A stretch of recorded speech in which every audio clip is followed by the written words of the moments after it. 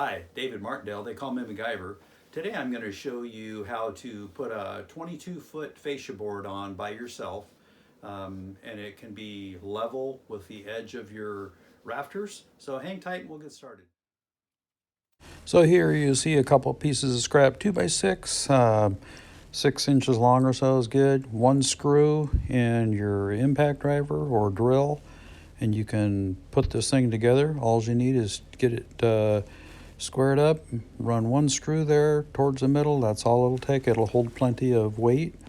So you just run that one screw in there and voila, you've got it. That's it. That's all it takes. And then you'll see here in just a second how I've installed it. So I made one of these for each end of my rafters, and I just take the 2x6 fascia board and put it in one end, walk down to the other end, climb up my ladder, and drop it into the slot up there, and then you can run your screws on the end of the rafters. Well, I hope that was some good information for you and maybe save you a little heartache when you're trying to do something by yourself.